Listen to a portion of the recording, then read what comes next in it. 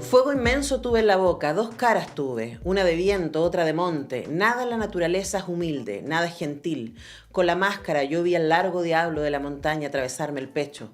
Diabluma soy, pensé, salto alegre en las quebradas elevadas, tengo colores y 12 cuernos, soplo duro y me hago niño. No miento, mi cuerpo de hombre joven tuvo de pronto los ojos de la infancia. El mundo entero me dio asombro. Me asombré de las voces, de las estrellas. Me maravillé y más que ninguna otra cosa decía bailar en medio de las balas. Pero cerca mío no vi a mis amigos. La Adriana no estaba, el Julián no estaba. Me pesó la lengua como un trozo gigante de nevado. Traté de decírselo al Yayshak y él apretó mi cabeza y me pidió que no huyera. Dijo, agárrate bien, espíritu guía, y ordena el universo. Eso que parece poesía, y también lo es, ¿no? Es parte de uno de los relatos que está al interior de este alucinante libro, Chamanes Eléctricos en la Fiesta del Sol, de la escritora ecuatoriana Mónica Ojeda, que está al otro lado de nuestro Zoom. Mónica, muy bienvenida, ¿cómo estás? Ay, contentísima de estar acá contigo. Muchas gracias. Bueno, yo muy feliz de hablar contigo de este libro que es una experiencia, ¿no? Dice la Mariana Enríquez acá la frase que aparece al otro lado del libro.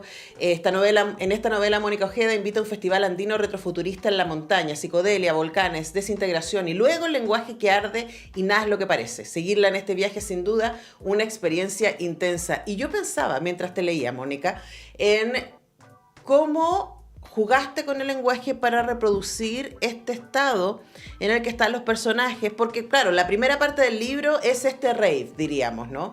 Es este grupo de amigos que llegan en pares y que terminan siendo 9 finalmente y terminan todos ahí como compartiendo carpa. Pero que están todos en estado alucinado. Están alucinados por la fiesta, ¿no? Por la música, por la montaña, por el abismo, por las mismas cosas que están ingiriendo y por el dolor, uno diría, ¿no? Están todos cruzados mucho por el dolor. Así que hablemos de cómo trabajaste el lenguaje para que todo el tiempo estuviéramos en esa tensión alucinada, poética y brutal a la que tú nos invitas en este libro. Sí, yo siento que fue un objetivo principal cuando me senté a escribir la novela. Yo quería que el lenguaje acompañara las emociones de los personajes. Y los personajes, como tú bien dices, son jóvenes, pero están en crisis. Están todos atravesando una especie de crisis interior también que refleja la crisis exterior. Tienen la muerte pisándole los talones, viven en un narcoestado, han perdido familiares, amigos, y deciden ir a un festival de música un poco para recordar que son jóvenes, ¿no? Y que tienen derecho a reclamar una imaginación futura. Entonces tenía claro que me interesaba esa relación entre música y deseo, ese deseo de vivir que tiene la música y que nos impulsa a seguir adelante, ese deseo de goce, pero también la música tiene otra cara, que es el abandono y el miedo, ¿no? Esa experiencia de abandonarse a la música y también de temer, porque la música pone el cuerpo muy frágil, Uh-huh, muy sensible al entorno. De repente todo te duele más y todo te gusta más. uh-huh. Hay una potencialidad enorme en la corporeidad de la música y yo pensaba, bueno, ¿cómo hago para que el lenguaje transmita lo que un cuerpo hipersensibilizado por la música, pero un cuerpo que está dolido y que por lo tanto en esa hipersensibilidad despierta traumas, despierta deseo, despierta necesidad de goce, pero también hay un ritmo ahí pulsante que es el ritmo de la vida, ¿no? ¿Cómo hacer que la palabra agarre ese ritmo, ¿no? Y trabajé mucho pensando en cómo el ritmo del pensamiento es muy musical, ¿no? La escritura busca mucho orden, pero el pensamiento es musical en el sentido de que hay repetición y variación y que no siempre es ordenado, que tiene como una cosa mucho más del deslizamiento. Y por eso la primera parte de la novela es bastante coral, con un movimiento de discurso de personajes que un poco a veces parece que cantan, otras veces te están contando cosas que parecen alucinadas, otras veces te confiesan sus sentimientos, en una especie de mezcla, ¿no? Que es un poco eso, como tú mismo dijiste, colindando con lo alucinado, con el delirio, ¿no? Uh-huh. Pero también con lo sensible.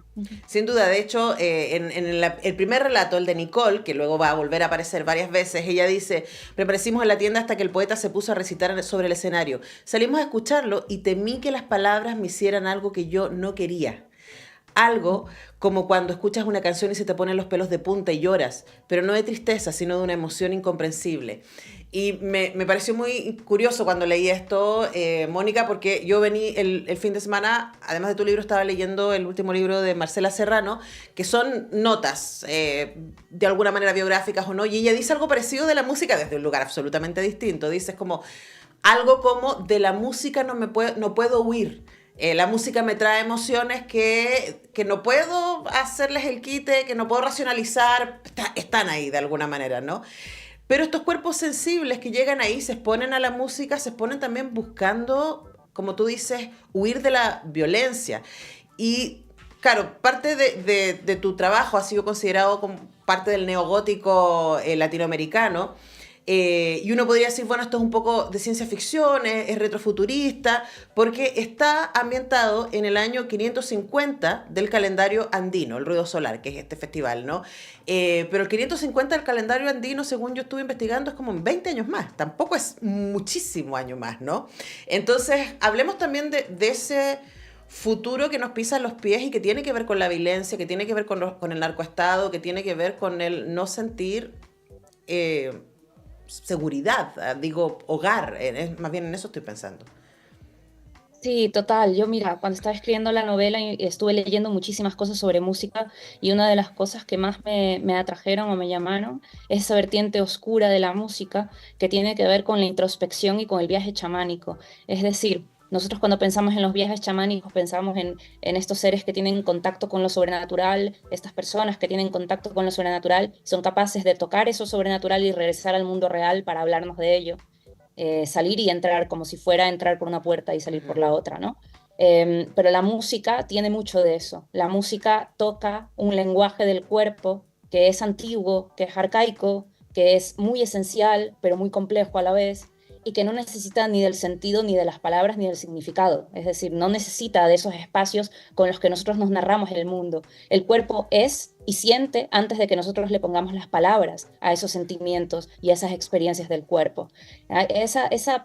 Digamos, ese espacio anterior que conecta precisamente con lo oscuro, porque nosotros siempre creemos que es el lenguaje el que ilumina, la palabra, quiero decir, la que ilumina, y pensamos en los otros lenguajes, los que no están poseídos de sentido y de significado, los pensamos como oscuros. Por eso pensamos el lenguaje del cuerpo como un lenguaje oscuro. El sexo nos problematiza, nos conflictúa, las fiestas se hacen de noche normalmente, ¿no? Y piden la oscuridad. No hay una cosa que tiene que ver con poner el cuerpo, digamos, a los pies de otros sentidos.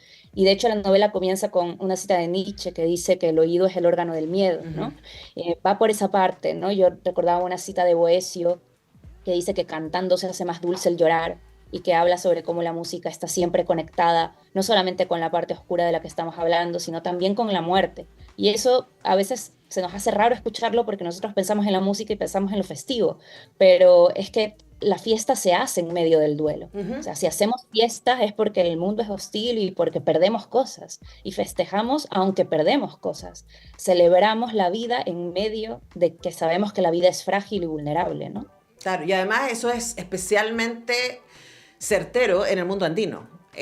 ¿No? Que en donde hay estas fiestas, estos carnavales, ¿cierto? Pero esos carnavales está lleno de diablos, ¿cierto? Está lleno de sombras, están jugando todo el tiempo. Y acá, en esta novela, Chamales Eléctricos en la Fiesta del Sol, de Mónica Ojeda, con quien conversamos hasta ahora, está esa mezcla de la música como un espacio liminal, diríamos, como un espacio sublime, están las cantoras, está este espacio, pero también me llamó mucho la atención, Mónica, y te quería preguntar por eso. Hay un personaje, Pam, que es una melómana, dura, pura y dura, ¿cierto? Y está todo el tiempo hablando de música, pero también de música popular, de Timmy, Jeff Buckley, de Nick Cave, ¿cierto? Está trayendo, en cualquier momento esperaba que apareciera Dead Can Dance, porque va ahí como muy en la línea de lo que también está contando, ¿no? De cómo los instrumentos de los tambores llevan la vida y la muerte de los seres que les habitaron esos cueros antes, ¿no? Entonces preguntarte por esa mezcla, por querer invitar a los lectores y lectoras a tener este viaje con los protagonistas, pero al mismo tiempo que el viaje es espiritual y es fantástico de alguna manera, pero que también está muy centrado en nuestro mundo y también tiene una base popular que es súper importante. Sí, sin duda, porque ellos van a este festival y es una música híbrida la que está sonando todo el tiempo en la falda del volcán, ¿no? Y además pasan muchas cosas con ellos a nivel psicológico. Como dije antes, son personajes que han perdido cosas. Una de las protagonistas, yo diría quizás la protagonista, en realidad va al festival solamente como excusa para después del festival ir a visitar al padre que la abandonó. O sea, que no solamente están violentados por el narcoestado, sino que también experimentan el abandono, el sentirse abandonados desde una perspectiva familiar, vienen de hogares desestructurados, etcétera, etcétera, y van a la música como un lugar donde poder articular un nuevo cuerpo político. No es que lo describan de esa manera. Ujú. Son personajes que no hablan, digamos, en sentido político y sin embargo lo que hacen es muy político, porque frente al miedo que paraliza el cuerpo, ellos se van a bailar y Claro. se van a bailar y a cantar y van a experimentar esa sensibilidad de la música que es peligrosa porque, como bien dice Nietzsche, el oído es el órgano del miedo, no solamente te lleva al goce, sino que también te lleva hacia el derrumbe, porque te hace confrontar lugares muy blanditos de tu propia experiencia que igual te hacen entrar en estados de catarsis, en estados extáticos, en estados de trance. Y eso creo que todos lo hemos experimentado en fiestas o en algunos momentos a veces íntimos, el hecho de que la música es capaz de repente desnudarte por dentro, realmente hacerte confrontar imágenes poéticas, escenas, memoria, etcétera, etcétera. Entonces todos estos personajes trabajan con la música o se acercan a la música y al baile y a la poesía un poco con una sed de ser capaces de despojar sus cuerpos de miedo, pero para despojar el cuerpo de miedo tienes que entrar en el miedo. Por eso también son capaces de ver imágenes, de proyectar imágenes, un poco de la realidad daimónica, ¿no? Ujú. Ven cosas que son imposibles, pero que son cosas que más que nada lo importante no es si son reales o no, lo importante es por qué esas cabezas en ese lugar invocando la música con todo el pasado que les pisa los talones, por qué de repente ven ballenas saliendo de volcanes, de cráteres volcánicos, por qué ven caballos ciegos en medio de la tormenta, por qué ven a una chica caminando al revés, es decir, por qué ven estas cosas, probablemente porque son imágenes que les dicen algo de sus propios miedos y de sus propios lugares de fragilidad, ¿no? Sí, además que yo creo que van buscando la música y aquí hay como hipótesis lectora, Mónica, no sé si sirve, ¿no? Pero también porque van buscando pertenecer. Yo siento que todos ellos se sienten muy despojados de pertenencia, ¿no? Cuando hablaba de esta inseguridad en este narco estado en el donde ellos viven, que arrancan porque murió, le dispararon al papá, le dispararon al hermano, ellos perdieron familia, entonces van buscando un sentido de pertenencia.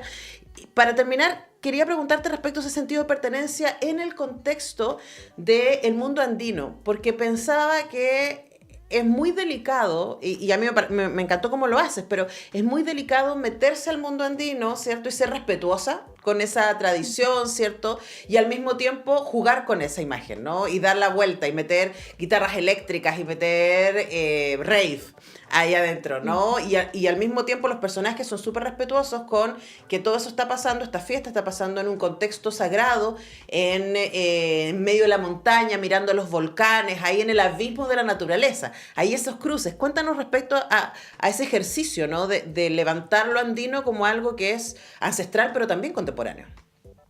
Sí, es que totalmente es justo lo que tú acabas de decir. Viene de entender que cuando hablamos de las culturas andinas, que además son muchas, muy diversas, ya solamente pensando en Ecuador, hay varias culturas andinas Ujú, que tienen particularidades distintas entre sí y luego cosas en común. Pero bueno, entender que esas son culturas que están vivas, que ujú, sí son ancestrales, pero que al estar vivas todavía producen tanto arte como pensamiento, como también espacios de intercambio cultural, que no son culturas que están estáticas, inamovibles, como estatuas muertas que miramos hacia un pasado intocable que nunca ha cambiado. Solo lo muerto no cambia.